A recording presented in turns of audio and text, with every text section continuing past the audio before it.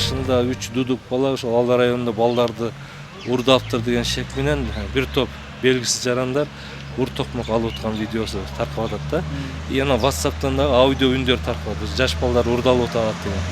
Аны тепкенде ошол WhatsApp'та сизди таркатты деген эмелерди айтып атат. Ошону мында сурада ошол балдарды урдаган тууралуу маалымат сизге каяктан келип түштү? Жана сиз көрдүңүзбү урдап атканын?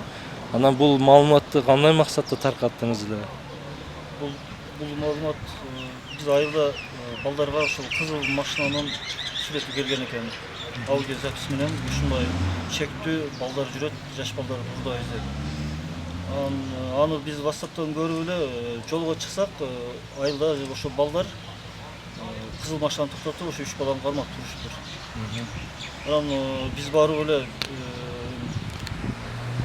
жанагындай элдерге айтып коелу деген эмеде жалган эме экен эле, бул ошо тартып алып, анан мен WhatsApp аркылуу таркатып жиберген. Сиз ошо урдаганын же урдоого аракет кылган бир аракеттерин өз көзүңүз менен көрдүңүзбү? Жок, көрбөдүм. Ошондой өдөңкү жогорку айылда, Кемзик айылында бир жаш баланы урдайбыз деп эшекчен келатса, ошо мороженое алып берем жүр деп чакырган экен деген маалыматты угуп калдык.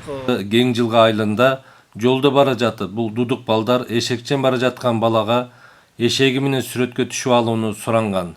Бирок ал жаш бала дудуктардын айткан оюна түшүнбөстөн коркуп үйүнө барып курбуларына жана чоң атасына айткан.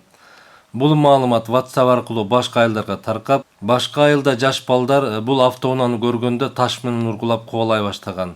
Ал эми аларга чоңдор кошулган.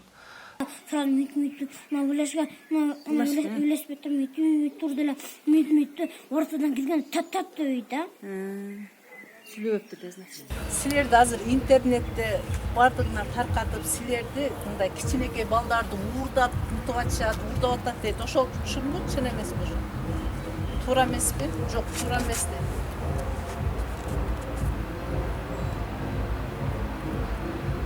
Биз дүлөй балдар өзүбүзчө сүйлөшкөндө дагы тили бар кичинекей чоң балдар да бир сыйра бизди мындай таң калып карашып ушинтет дейт. Бизге ондой неме баланы урдайт деген неме бул жалган деп.